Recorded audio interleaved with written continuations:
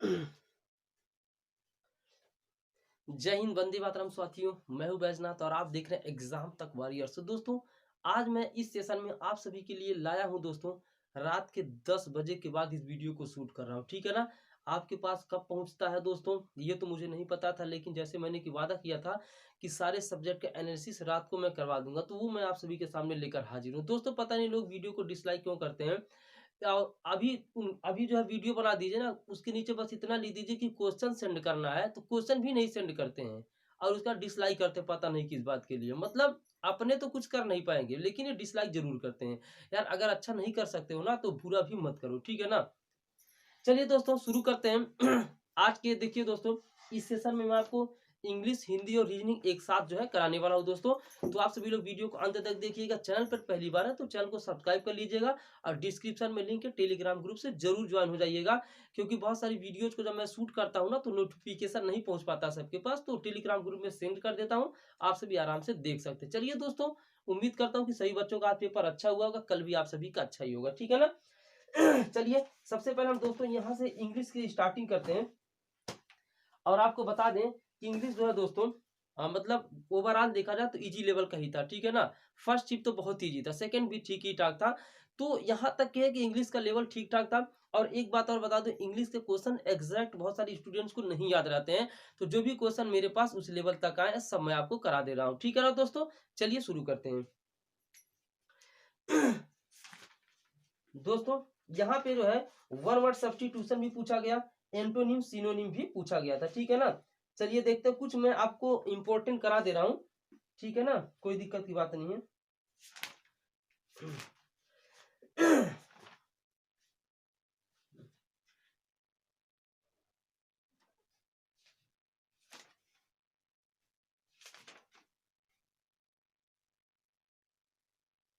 चलिए दोस्तों, पहले क्वेश्चन से शुरुआत करते हैं।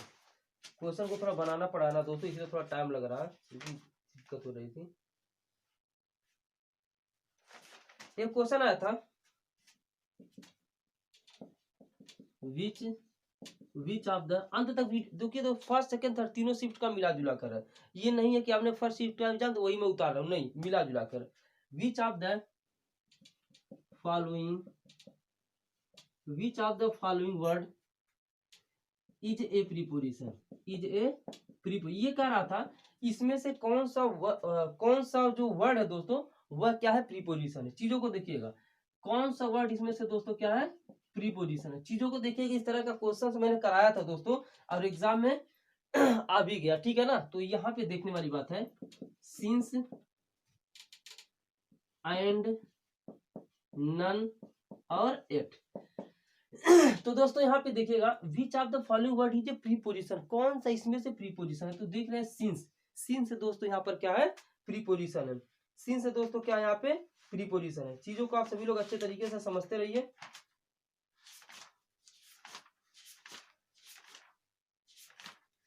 नेक्स्ट की तरफ आते हैं, दूसरा, grease, GRES, grease the palm, grease the palm. Grease the palm का नीचे दोस्तों दिया था, मतलब अब देखिए एग्जैक्ट नहीं याद है नीचे दिया क्या था। नीचे 4 ऑप्शन दिए थे और पूछ रहा था ग्रीस द पाम का कौन सा सुटेबल होगा। क्योंकि ये दोस्तों था ईडियम्स, क्या है दोस्तों, ईडियम फ्रेजेस आपने पढ़ा होगा ना, तो ईडियम फ्रेजेस आता। ग्रीस द पाम का मतलब क्या होता है दोस्तों, तो ग्रीस द पाम का मतलब होता है दोस्तों रिश्वत देना। क्या होता है दोस्तों, रिश्वत देना। ग्रीस द पाम का मतलब क्या होता है, रिश्वत देना, ठीक है ना। ग्रीस द पाम का मतलब क्या होता है, रिश्वत देना। और इसको इंग्लिश में दे रखा था टू गिव ब्रीफ। ये चीज दोस्तों दिया होगा वहां पर ऑप्शन में, ठीक है ना, टू गिव ब्रीफ। ये होता है रिश्वत देना का यहाँ पे दोस्तों इडियम फ्रेजेस, ठीक है ना। नेक्स्ट एक और आया था, ओए ओए बंद करो उसको। नेक्स्ट दिया था हेड एंड ईयर। ये भी दोस्तों यहाँ पे इडियम फ्रेजेज है। हेड एंड ईयर का मतलब क्या होता है दोस्तों, हेड एंड ईयर का मतलब होता है दोस्तों पूर्णतः। क्या होता है, पूर्णतः। क्या होता है, पूर्णतः। और पूर्णतः को इंग्लिश में बोलते हैं दोस्तों कंप्लीटली। क्या हो जाता है, कंप्लीटली। क्या होता है, कंप्लीटली। इस तरीके से दोस्तों क्वेश्चन आए हुए थे। तो अब आपको यहाँ पे देखना है कि आपने किया क्या है, ठीक है ना। आपने किया क्या ये तो आपके ऊपर डिपेंड करा कि आपने कितना क्वेश्चन किया हुआ है। नेक्स्ट क्वेश्चन लेते हैं।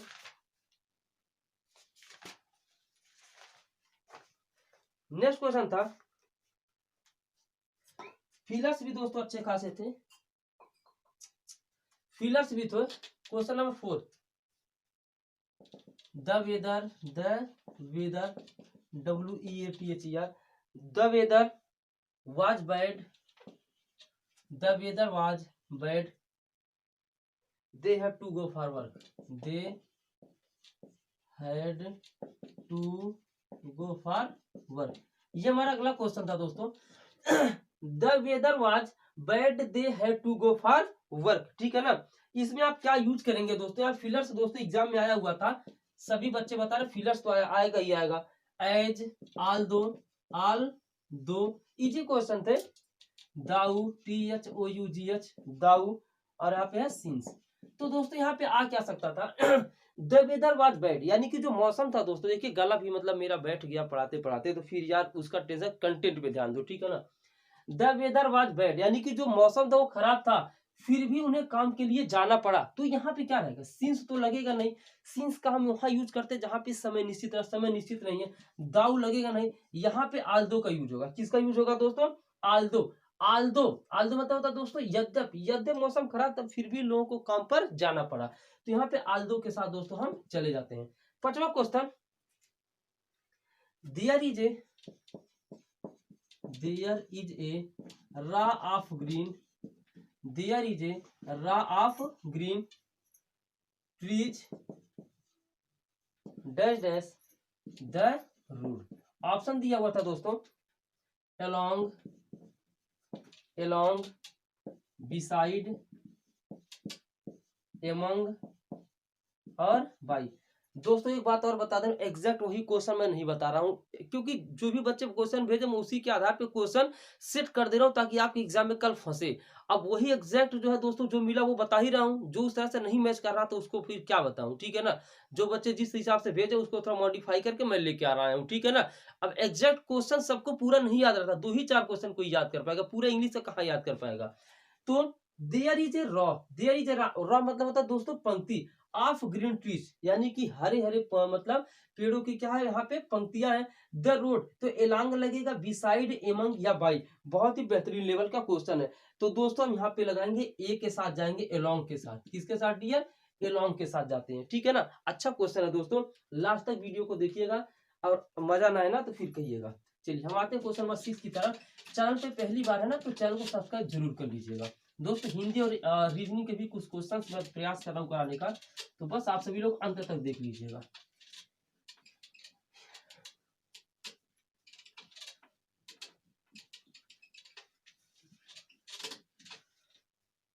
क्वेश्चन नंबर 6, ही फील्ड। दोस्तों मैं उस तरह से नहीं हूं कि मैं आपको क्वेश्चन बस दे दिया और आंसर आप ढूंढिए। अगर क्वेश्चन अच्छे से करा रहा हूं दोस्तों, लेट से करा एनालिसिस, लेकिन अच्छे से करा रहा हूं, आंसर भी आपको दे दे रहा हूं, ठीक है ना। He failed due to his attitude. यहाँ पे क्या फिलअप होगा दोस्तों, ऑप्शन आपके पास था मोर केयरलेस, मोर देखिए ऑप्शन था मोस्ट केयरलेस, ठीक है ना, careless, more careless, none of this, ठीक है ना।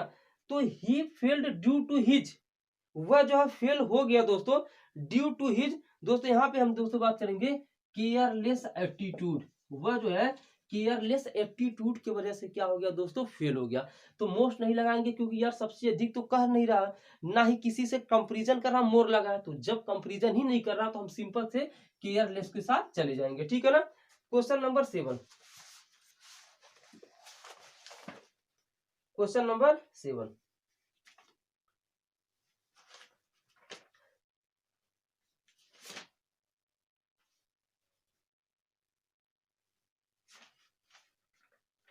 क्वेश्चन 7 था, आई से दोस्तों डायरेक्ट इनडायरेक्ट एक शिफ्ट में शायद पूछा गया था किसी शिफ्ट में, तो फिर आई से यहाँ पे comma inverted comma, he is a class monitor. दोस्तों वो क्लास मेरा जो इंग्लिश मैराथन वाला देखा था ना, काफी इंपॉर्टेंट वो क्लास था। इसका इनडायरेक्ट कितना क्या होगा, आई से ही इज ए क्लास मॉनिटर। तो आई से जब ये प्रेजेंट में रहता है दोस्तों ना, तो इसका टेंस हम चेंज नहीं करते। तो आई से कॉमा की जगह पर दैट, कॉमा की जगह पर क्या हो जाएगा, that. I say that he is a class monitor. ही, अगर यहाँ पे से टू रहता तो वॉच करते, लेकिन से है प्रेजेंट में, चेंज नहीं करेंगे। ही is a class monitor, he is a class monitor, ठीक है ना। क्वेश्चन नंबर 8 की तरफ आ जाते हैं। क्वेश्चन नंबर 8 की तरफ क्या, द मीनिंग ऑफ स्टीप, एक मीनिंग पूछा था दोस्तों, द मीनिंग ऑफ स्टीप, यानी कि स्टीप का मतलब क्या होता है, ठीक है ना। The meaning of steep, steep का देखिए दोस्तों, इस जो सेशन है ना, वो फर्स्ट सेकंड थर्ड तीनों शिफ्ट का एनालिसिस है। The meaning of steep, steep का मतलब आप देखे होंगे दोस्तों, जो यहाँ पे जो है चर्च, जो चर्च होते हैं ना, जो चर्च के जो टावर होते हैं ना, जो चर्च के क्या होते हैं, टावर, अर्थात जो ऊपरी भाग होता है, उसी को हम क्या बोलते हैं, स्टीप बोलते हैं। क्या बोलते हैं, स्टीप बोलते हैं। तो चर्च टावर आप इसके जगह पे लिख सकते थे, ठीक है ना, कोई दिक्कत की बात नहीं है। क्वेश्चन नंबर 9,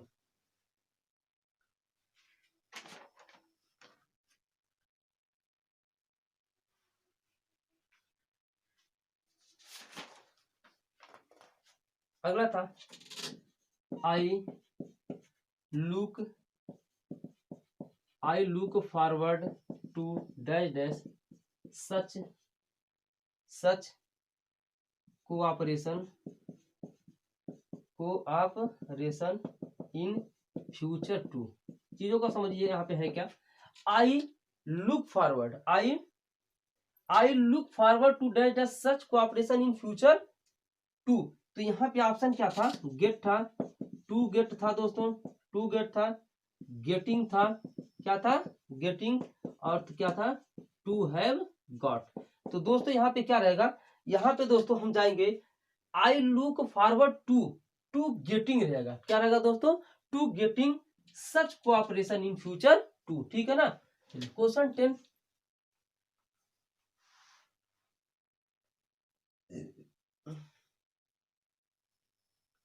यहाँ पे था 1, फिर डैश डैश था दोस्तों, एबाइड बाय द लाज, एबाइड बाय द लाज।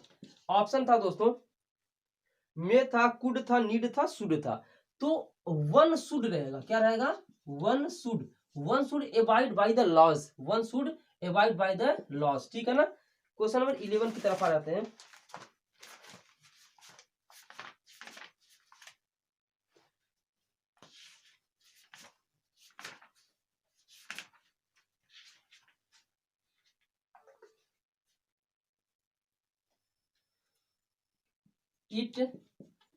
इट इज मी, दोस्तों इसका करेक्ट करने के लिए दिया था, ठीक है ना। इट इज मी का क्या आया था दोस्तों, करेक्शन आया था, कि इट इज मी का करेक्शन क्या होगा दोस्तों, ये सही है गलत आप बताइए दोस्तों, रॉन्ग है। तो इसका रहेगा इट इज आई, क्या रहेगा, इट इज मी नहीं रहेगा, क्या रहेगा डियर, इट इज आई। और कहीं लिख दे इट वाज हिम, तो हो जाएगा इट इज ही, ठीक है ना, यानी कि वहां पे क्या रहेगा, सब्जेक्ट रहेगा, क्या रहेगा डियर, सब्जेक्ट रहेगा।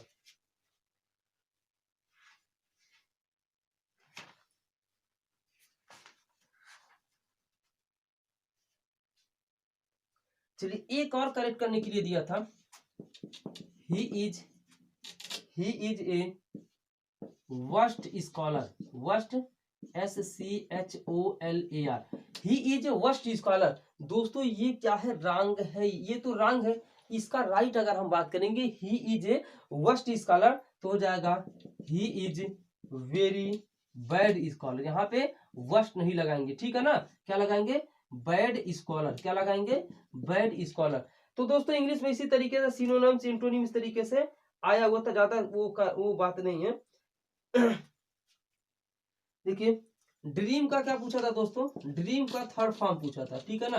तो दोस्तों ड्रीम मतलब होता है स्वप्न देखना, तो ड्रीम का अगर हम थर्ड फॉर्म की बात करेंगे, किसकी, ड्रीम का, ड्रीम्ड हो जाएगा, DREAMT। इस तरीके से दोस्तों क्वेश्चन आ रहे हैं, और जो मैंने नाउन प्रोनाउन पढ़ा है वहां से भी क्वेश्चन पूछे गए, ठीक है ना। और वोकैबुलरी तो मैंने करा ही दिया है, तो आप सभी को जाकर क्लास जरूर देखिए, ठीक है ना। नेक्स्ट था, एक क्वेश्चन था, रुकिएगा, ये सारे के सारे स्टूडेंट्स के द्वारा भेजे गए हैं दोस्तों, ठीक है। और जहां मुझे लगा कि यहाँ गलत हो सकता है उसको मैंने सुधार किया है, शुरू में ही मैंने इस बात को बता दिया, ठीक है ना। जहां मुझे लगा कुछ मिस्टेक है तो उसको मैं मॉडिफाई करके बता रहा हूँ। द अपोजिट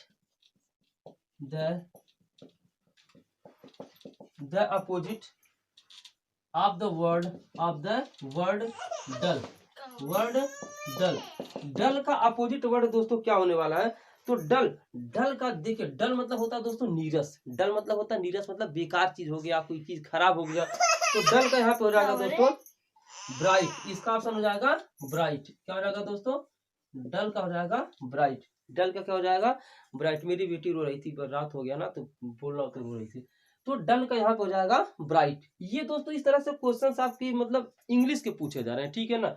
ज्यादा वो नहीं करना कि आपको दिमाग ज्यादा यूज करना दोस्तों, बहुत हल्के फुल्के क्वेश्चन है जिन्हें आप कर सकते हैं। इंग्लिश का लेवल बहुत ज्यादा टफ नहीं मैं मान रहा हूँ, ठीक है ना। स्टूडेंट के मतलब बताने के अनुसार, जो कैंडिडेट थे उनके बताने के अनुसार।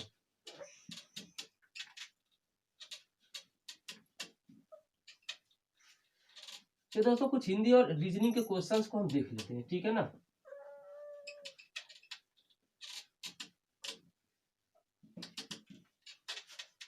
चलिए कुछ इंग्लिश और रीजनिंग के क्वेश्चंस को देखेंगे, ताकि दिक्कत आप भी का हाँ सर बताए थे जरूर। चलिए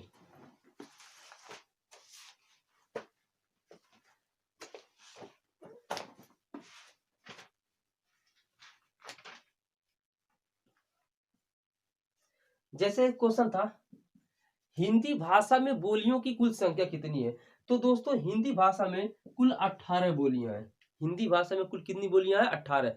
हिंदी भाषा में कुल 18 बोलियां। दोस्तों देखिए, ये तो सभी टीचर बता देंगे। संधि से क्वेश्चन क्या आया था, तो समास से आया तो था। ये तो यार हिंदी है तो आखिर समास से, पर्यायवाची, यही सब तो आएगा। ऐसा तो है नहीं कि उड़कर बाहर से कहीं चला आएगा। लेकिन जो क्वेश्चन है दोस्तों वो मैं बता रहा हूँ, कुछ इसी तरह के क्वेश्चन पूछे जाएंगे, जा सकते कल में और आज में कुछ शिफ्ट में पूछे गए थे, ठीक है ना। हिंदी भाषा में कुल 18 बोलियां हैं। इसे जो है 5 उपभाषाओं में दोस्तों मतलब उपभाषाओं में क्या किया गया है, डिवाइड किया गया है। इसे क्या किया गया है, 5 उपभाषाओं में डिवाइड किया गया। हो सकता है अगर 5 बोलियां पूछा तो कल उपभाषाएं पूछे। अगर आज पूछा कितनी बोलियां तो 18, अब कल को पूछ ले उपभाषाएं कितनी तो बता ही नहीं पाओगे। तो यहाँ पे है 5, ठीक है ना। पूर्वी हिंदी, पश्चिमी हिंदी, बिहारी हिंदी, राजस्थानी हिंदी और पहाड़ी हिंदी, ऐसे करके हैं, ठीक है ना। यहाँ तक अगला है, एक क्वेश्चन आया था, भारतेंदु युग में निकलने वाली पत्रिका युग्म है। तो दोस्तों ऑप्शन था कविवचन, सुधा, सरस्वती, कल्पना, ऐसे करके ऑप्शन कोई था। तो भारतेंदु युग में निकलने वाली पत्रिका थी दोस्तों हिंदी प्रदीप। क्या था, भारतेंदु युग में अगर निकलने वाली पत्रिका की बात करें तो क्या था दोस्तों, हिंदी प्रदीप। क्या था, हिंदी प्रदीप। अगला नेक्स्ट क्वेश्चन आता है, स्वच्छंद में कौन सी संधि है। स्वच्छंद, स्वच्छंद दोस्तों अगर हम बात करेंगे स्वच्छंद में संधि की, तो स्वच्छंद में दोस्तों व्यंजन संधि। देखिए यहाँ पे कैसा संधि है, व्यंजन संधि है, क्योंकि स्व प्लस छंद होता है। क्या होता है दोस्तों, स्व प्लस छंद, और ए और छ मिल रहा है ना, तो इस तरीके से यहाँ से च का आगम होता है, च का आगम होता है, स्वच्छंद च का आगम होता है। तो स्व प्लस छंद क्या रहता है दोस्तों, व्यंजन संधि। कौन सी संधि, व्यंजन संधि। नेक्स्ट क्वेश्चन, मुझसे उठा नहीं गया, मुझसे उठा नहीं गया, मुझसे उठा नहीं गया, ये कह रहा है वाक्य में वाच्य है, कर्तवाच्य है, कर्मवाच्य या भाववाच्य है। दोस्तों मुझसे नहीं उठा गया, कुछ कहीं ना कहीं भाव का बोध पता चल रहा है, मुझसे किया नहीं गया। तो जो ये सब सेंटेंस आपको दिखाई देते हैं ना, ये सब भाववाच्य होते हैं। कौन से वाच्य होते हैं दोस्तों, भाववाच्य होते हैं। कौन से वाच्य, भाववाच्य होते हैं, ठीक है ना। अगला, गोधूम शब्द का तद्भव है, गोधूम, गोधूम जो वर्ड होता है उसका तद्भव क्या होता है। तो गोधूम शब्द का मतलब तद्भव जो होता है दोस्तों वो होता है गेहूं। क्या होता है, गेहूं। गोधूम शब्द का तद्भव होता है डियर गेहूं, ठीक है ना। नेक्स्ट, और कुछ की वर्तनी शुद्ध करने के लिए दिया था दोस्तों, मतलब गलत लिखा तो उसका सही क्या होगा, ये सब क्वेश्चन आए थे।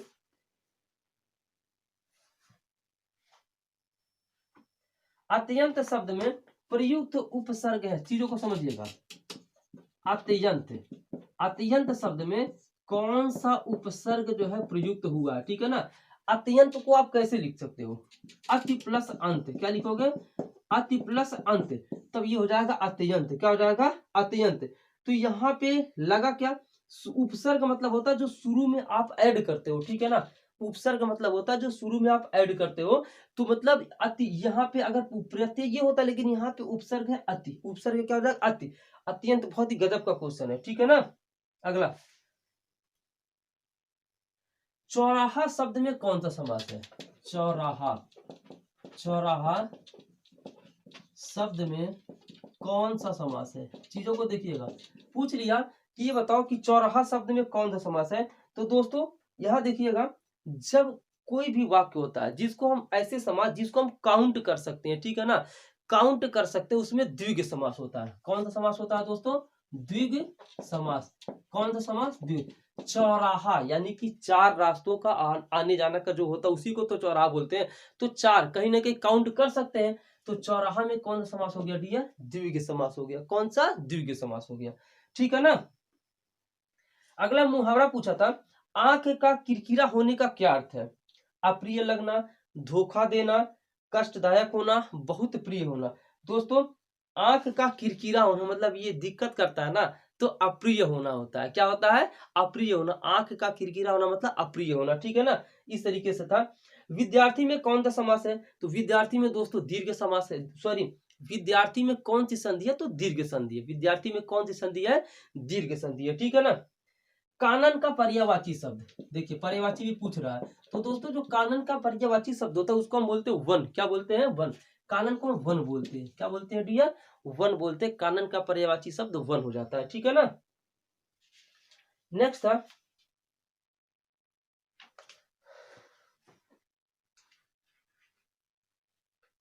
अयोग वाह किसे कहा जाता है, ध्यान से समझिएगा। कुछ ऐसे क्वेश्चन लिया हूं ना जो आपके एग्जाम में कल पूछे जा सकते हैं, तो कल परसों में। अयोग वाह किसे कहा जाता है, तो अनुस्वार, अनुस्वार जो होते हैं और जो विसर्ग होते हैं, ठीक है ना।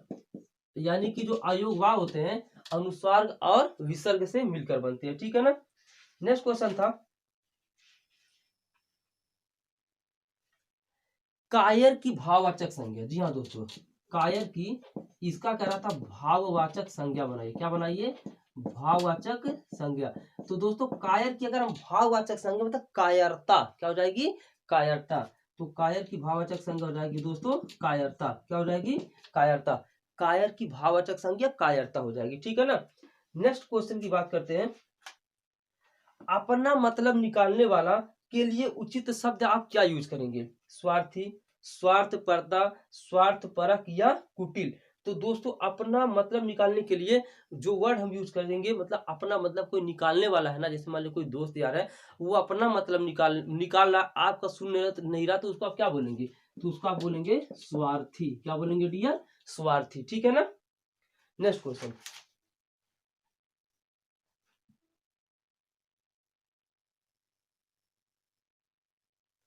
मुकुंद किसका पर्यायवाची है, जी हाँ दोस्तों, मुकुंद, मुकुंद किसका पर्यायवाची है, तो दोस्तों मुकुंद जो है वो विष्णु का पर्यायवाची, मतलब भगवान विष्णु के, मतलब यहाँ पे पर्यायवाची शब्द है मुकुंद। इनका और नाम क्या है, जनार्दन, चक्रपाणी, उपेंद्र, चतुर्भुज और गरुड़ ध्वज, विश्वम्भर। इनके और भी नाम है विष्णु जी के, ठीक है ना। ये चीजें हैं, कोई दिक्कत नहीं है। अगला है, छत से ईंट गिरी वाक्य में कौन सा कारक है, कारक दोस्तों पूछा गया था, ठीक है ना। देखिए छत से ईंट गिरी, ठीक है ना, छत से ईंट गिरी, जब कोई चीज किसी चीज से अलग होता है, ठीक है ना, अलग होने का भाव प्रकट हो तो अपादान कारक बोलते हैं। क्या बोलते हैं, अपादान कारक। देखिए छत से ईंट गिरी मतलब छत से ईंट अलग हो गया, तो अपादान कर, जब अलग हो, ऐसे अलग ऐसे अपादान, तो वहां से अपादान कारक हो जाता है।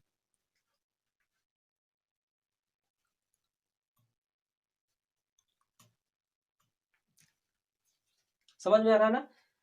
तो इस तरीके से हम बात करते हैं।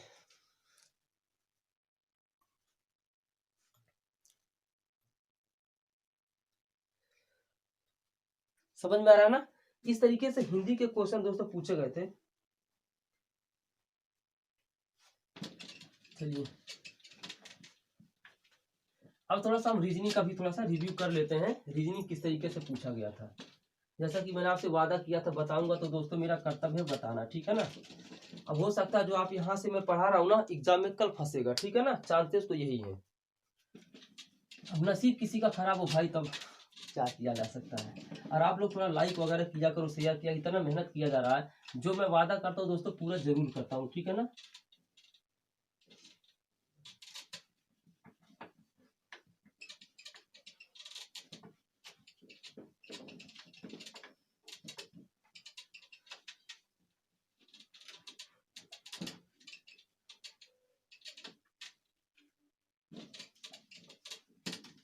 चलिए रीजनिंग के कुछ क्वेश्चंस ले लेते हैं जो एग्जाम में पूछे गए, ठीक है ना।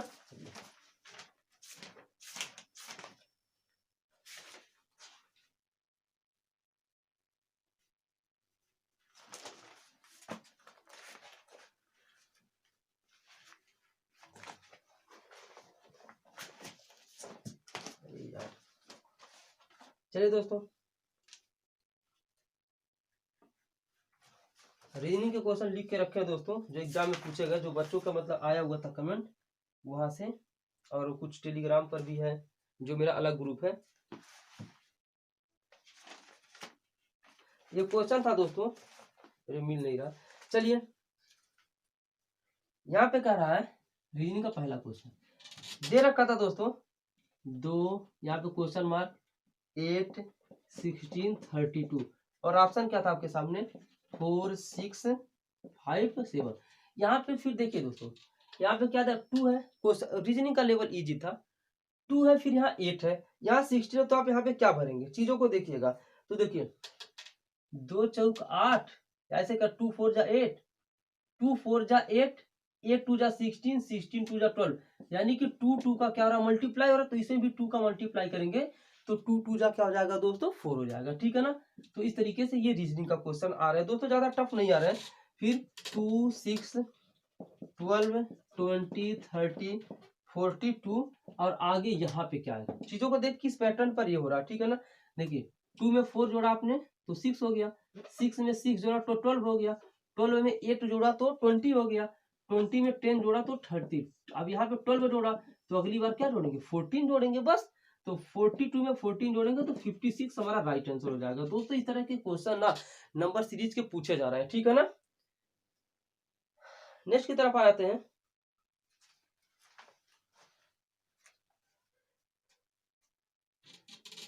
ए और बी भाई हैं, ये क्वेश्चन आपके लिए दोस्तों, कमेंट करिएगा, देखते किसका ब्लड रिलेशन स्ट्रांग है। ए और बी भाई हैं, सी और डी बहन है, सी और डी बहन है।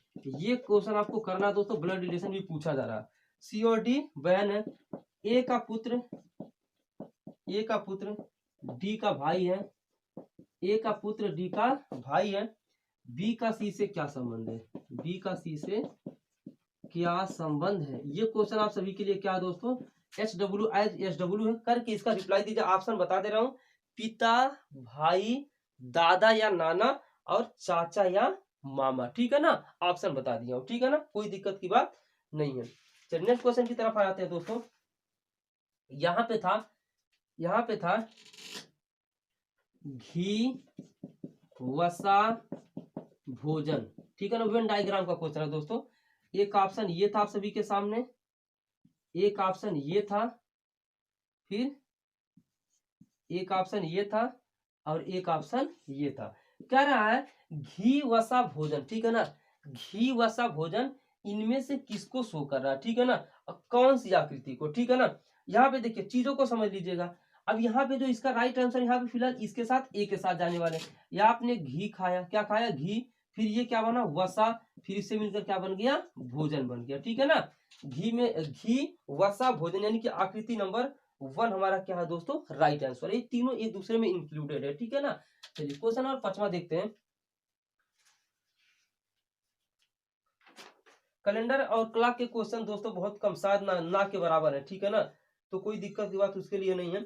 जिस प्रकार बैल का संबंध गाय से है, जिस प्रकार बैल का संबंध किससे है दोस्तों गाय से है, बैल का संबंध किससे है गाय से है, तो उसी प्रकार घोड़े का संबंध किससे होगा, ठीक है ना। बैल का संबंध किससे है? गाय से है। तो घोड़े का संबंध किससे होगा दोस्तों? बैल का गाय है ना, तो यहाँ पे ऑप्शन दे दिया था पशु, घोड़ी, अस्तबल, मांस, तो इसका राइट आंसर दोस्तों जाएगा घोड़ी, ठीक है ना। उसी प्रकार घोड़े का संबंध किससे है दोस्तों? घोड़ी से। किससे है? घोड़ी से। क्वेश्चन 6 की तरफ आते हैं। दिन में कितनी बार घड़ी की सुइयां सीधी होती हैं? दोस्तों इस तरह का एक क्वेश्चन आया था, तीनों शिफ्ट मिला के एक क्वेश्चन आया था। दिन में कितनी बार घड़ी की सुइयां सीधी होती हैं? तो दोस्तों इसका राइट आंसर है 22 बार। कितनी बार? 22 बार। तो दोस्तों मैं इस तरह से नहीं हूं बस आपको वैसे ऐसे वैसे पढ़ा दे रहा हूं, नहीं, आपको अच्छे से करना है। नेक्स्ट था a is equal to 1, FAN is equal to 21 और TAP का वैल्यू पूछ रहा था, ठीक है ना। चीजों को देखिएगा, ए का वैल्यू क्या था? 1 दिया है, तो अब यहाँ पर FAN का वैल्यू दोस्तों कितना दी? 21। 21 आया कैसे? ठीक है ना। एफ देखिए, ABCDEF, एफ का छठवां स्थान है, चलिए ठीक है। ए का पहला स्थान है, एन 14वें नंबर पर होता तो जोड़ लीजिए, 14 15 6 21 आया ना। यानी कि सबका यहाँ पे प्लेस रखा गया, तो T plus A plus P। T के स्थान पर होता है दोस्तों 20वें स्थान पे, ए का स्थान पहला होता है और पी का स्थान 16वां।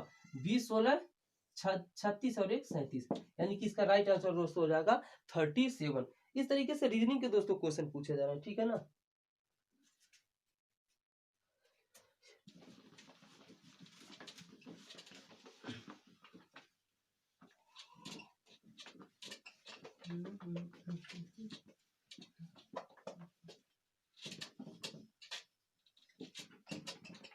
रीजनिंग के क्वेश्चन दोस्तों बहुत टफ नहीं पूछे जा रहे हैं कि आपको किसी भी तरह का प्रॉब्लम का सामना करना पड़ेगा, ऐसा नहीं है। रीजनिंग इजी लेवल का आ रहा है दोस्तों, ठीक है ना। नेक्स्ट क्वेश्चन क्या था? यहाँ पे था क्लॉक को CLOC के, क्लॉक को लिखा जा रहा है KCOLC, क्लॉक को लिखा जा रहा है CLOC को, क्लॉक को लिखा जा रहा है KCOLC, तो RAMESH, रमेश को क्या लिखा जाए? यहाँ पे देखिए दोस्तों, ये किस पैटर्न पर बेस है? देखिए इसको पलट दिया गया, के फिर सी फिर ओ फिर एल फिर सी, ऐसे किया गया ना। तो इसको हम ऐसे इसको पलट देंगे, तो पहले लिख देंगे ए फिर एच फिर एस फिर ई फिर एम फिर ए फिर आर, इस तरीके से कर देंगे तो हमारे यहाँ पे राइट आंसर हो जाएगा, ठीक है ना। इसी तरीके से दोस्तों क्वेश्चन जो है दोस्तों पूछे जा रहे हैं, ठीक है ना।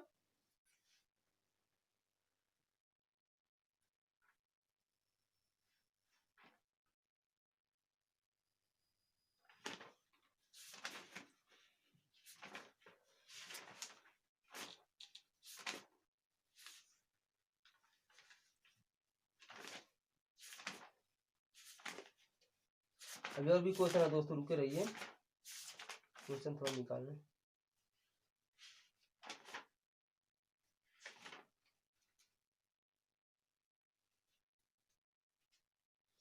क्या रहा है? देखिए क्वेश्चन काफी बड़ा है, फिर भी बता दे रहा हूँ। एक भेजे तो इस तरह से क्वेश्चन आया था, ABCD और ई 5 मित्र है, ठीक है ना। ई छोटा है कद में बी से, किंतु ई से लंबा है। सी सबसे लंबा है, डी थोड़ा छोटा है बी से, किंतु ए से लंबा है। सबसे छोटा कौन है? एक बार फिर क्वेश्चन सुन लीजिए, आंसर इसका कमेंट बॉक्स में कर दीजिएगा। ABCD और ई 5 मित्र है, ठीक है।